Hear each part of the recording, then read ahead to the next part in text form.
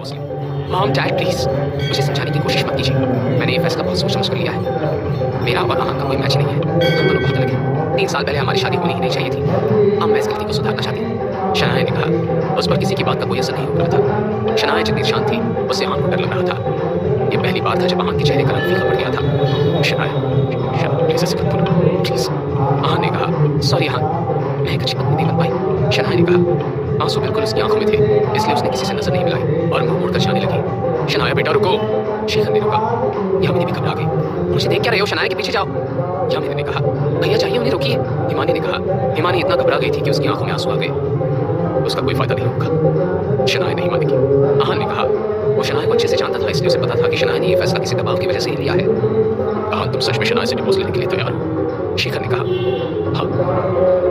Sorry पापा sorry. Ahaan ने कहा। शेखर अब इस मामले में कुछ नहीं बोल सकता था। जब दोनों ने फैसला ले ही लिया था तो फिर उसके बीच में कुछ बोलने की जरूरत ही नहीं थी और उससे कोई फर्क नहीं पड़ने वाला था। शनाया का फैसला कनक या हिमानी की वजह से नहीं था। उसका इतना बड़ा फैसला लेने का कारण बहुत बड़ा था।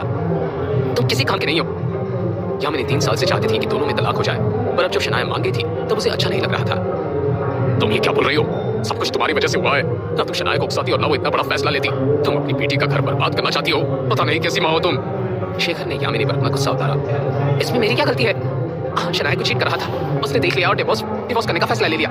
यामिनी ने कहा अगर तुम बार बार डिवोर्स के बारे में नहीं बोलती तो वो ये फैसला कभी नहीं लेती। शेखर ने कहा भैया आप प्लीज चाहिए उन्हें मनाइए, मैं उन्हें समझाती हूँ, पर आप प्लीज उन्हें जाने मत दीजिए। हिमानी ने कहा सब मेरी वजह से हुआ है, मुझे आपकी मदद लेनी ही नहीं चाहिए थी। हिमानी रोने लगी। हिमानी तुम ज्यादा मत सोचो, इसमें तुम्हारी कोई गलती नहीं है बेटा। अहान ने कहा गलती इसकी नहीं तुम्हारी है, तुम गलत हो, तुमने इसे सच नहीं बताया होगा। यामिनी फिर से अहान को कोसने लगी। अहान का इस वक्त दिल टूट चुका था। उसे यामिनी की बातों पर रिएक्ट करने का बिल्कुल